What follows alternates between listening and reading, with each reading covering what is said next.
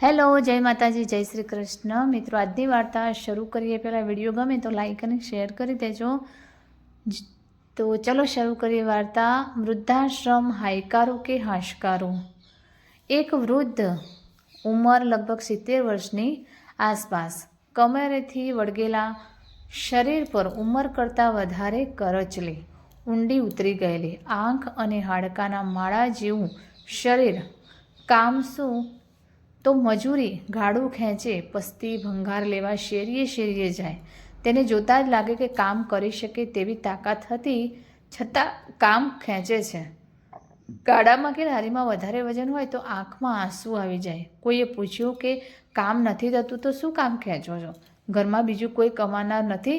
વૃદ્ધે આંસુ સાથે જવાબ આપ્યો, દીકરો હતો ને તે કમાતો થયો એટલે મને મજૂરી છોડાવી દીધી, પણ તેને કોરોના ભરખી ગયો. હવે હું અને તેની મા 2 જણા જ્યાં સુધી પેટ છે અને ભૂખ લાગે છે ત્યાં સુધી વૃદ્ધોને જો વૃદ્ધાશ્રમનો સહારો મળી જાય તો આંખમાંથી આંસુને બદલે આશીર્વાદ ટપકે. એક દંપતી, સંતાનમાં 2 દીકરી, બંનેના લગ્ન થઈ ગયા, માતા પિતા એકલા રહે. પેન્શન આવે એટલે આર્થિક મુશ્કેલી નહીં. દીકરીઓ પણ 1-2 મહિને દિવસે વારા પરથી માતા પિતા પાસે આવતી રહે, પણ બીમારી વખતે દીકરીઓને દોડાદોડી થઈ જાય. દીકરી જમાઈએ બંને પોતાની સાથે રહેવા આગ્રહ કર્યો, પણ જૂનવાણી માતા પિતાએ દીકરીના ઘરે ન જવાય એવું વિચાર્યું. આવા સમયે વૃદ્ધાશ્રમ સૌથી સારો વિકલ્પ સાબિત થાય. એક દંપતી, એક જ દીકરો, વહુ, તેના સંતાનો બધા સાથે સુખેથી રહે. દીકરાને કંપની તરફથી વિદેશ જવાનું થયું. બધા સાથે જ વિદેશ ગયા, પણ વૃદ્ધ માતા પિતાને ત્યાં ન ફાવે. બંને ભારત પાછા આવી ગયા. વિદેશ વસતા માતા પિતાની ચિંતા થયા કરે. આવા સમયે એકલા રહેવા કરતાં સરખી ઉંમરના સાથીઓ સાથે વૃદ્ધાશ્રમમાં રહેવું વધુ સારું કહેવાય. આપણે હંમેશા સિક્કાની એક બાજુ જ જોઈએ છીએ. આપણે વૃદ્ધાશ્રમ શબ્દ સાંભળીએ એટલે વહુ, ઘેલો દીકરો અને નફટ વહુ જ નજર સામે આવે. આપણી એક કુટેવ છે, વર્ષોથી જે માન્યતા ચાલી આવતી હોય તે જ પકડી રાખવી અને વર્તમાનમાં કોઈ વાત બને એટલે તરત જ તે માન્યતા સાથે જોડી દેવાની. દીકરા વહુ ન સાચવે એટલે માતા પિતા વૃદ્ધાશ્રમમાં છે. દીકરા વહુને મિલકત પોતાના નામે કરાવવી છે. ઘરમાંથી કાઢી મૂકેલા, તરછોડાયેલા માતા પિતા જ વૃદ્ધાશ્રમમાં રહેતા હોય છે. એવી જ આપણી માન્યતા છે. વૃદ્ધાશ્રમ સમાજમાં કલંકરૂપ છે, શરમરૂપ છે. સમાજ અધોગતિ તરફ જઈ રહ્યો છે. એવી માન્યતાઓ કોણે શરૂ કરી હશે કે ખબર નહીં. વૃદ્ધાશ્રમ એટલે દીકરાની નફટાઈ, વહુનો ત્રાસ, માતા પિતાનું જીવન દુષ્કર, એવું બધું જ સામે આવે. વૃદ્ધો માટે દયામણો ભાવ અને દીકરા વહુ માટે તિરસ્કાર ઉપજે એવી જ છાપ બધાએ ઊભી કરી છે. આવું ક્યારે હશે પણ ખરા? પણ વૃદ્ધાશ્રમમાં રહેતા તમામ માતા પિતા તરછોડાયેલા નથી હોતા. અમારા કુટુંબની જ વાત કરું તો 70 વર્ષના એક માસી, સંતાન નહીં, માસા ગુજરી ગયા પછી એકલા રહેતા.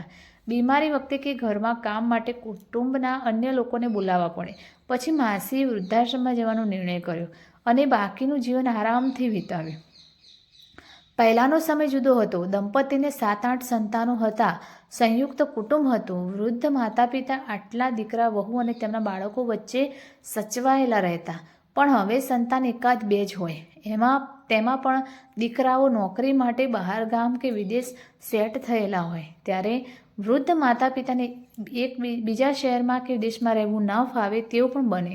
દીકરી સાસરે હોય અને જમાઈ ગમે તેટલા સારા હોય તો પણ માતા પિતાને દીકરીના ઘરે રહેવામાં શરમ અને લાચારી અનુભવાતી હોય. ત્યારે તેમની ઉંમરના લોકો વચ્ચે રહેવું વધુ યોગ્ય ગણાય.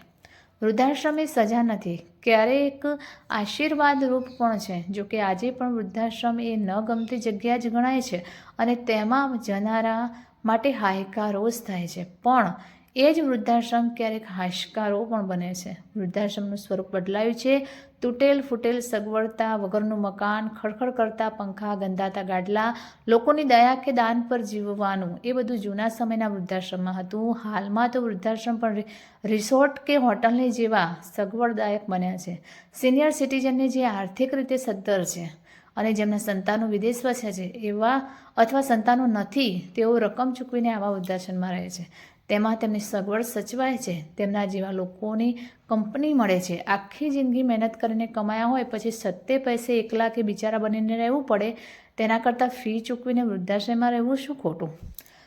અને રકમ આપવાથી હોવાથી વૃદ્ધોને લાચારી કે મજબૂરી પણ અનુભવાતી નથી. હવે સમય બદલાયો છે એટલે દ્રષ્ટિ અને વિચારો પણ બદલવા પડશે.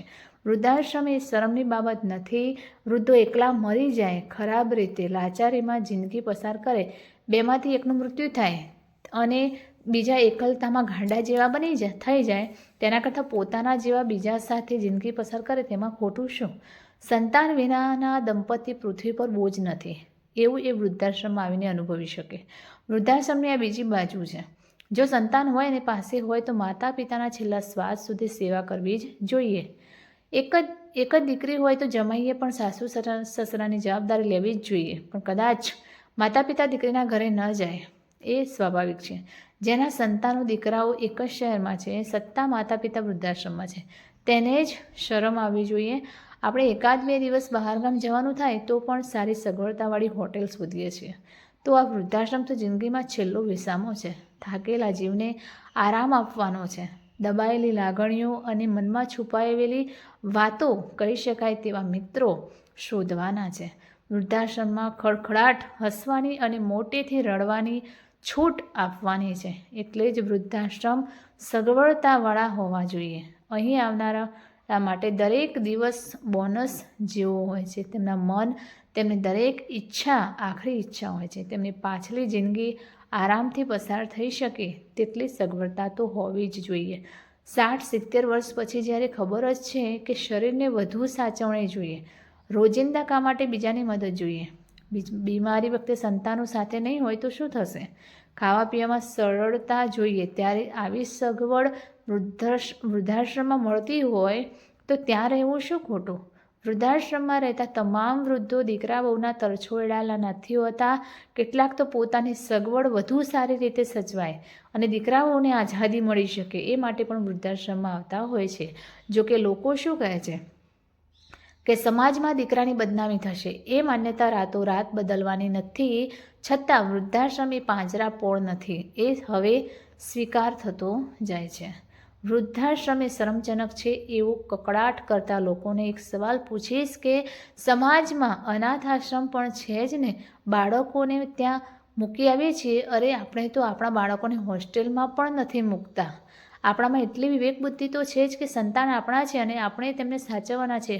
છતાં માતા પિતાઓ તેમને અનાથ આશ્રમમાં ન મુકાય. બસ આ જ સમજવાનું છે કે છેલ્લે એટલું જ કે વૃદ્ધાશ્રમમાં માતા પિતા જ દુઃખી છે કે જેના સંતાનો તેની સામે છે પણ સાથે નથી, સાચવતા નથી. બાકી તો નિસંતાન દંપતી માટે વૃદ્ધાશ્રમ આશીર્વાદરૂપ છે. તો મિત્રો, આ કહાની તમને કેવી લાગી તે કોમેન્ટ કરીને જરૂર જણાવશો. અને વિડીયો પસંદ આવ્યો હોય તો લાઈક અને શેર કરજો.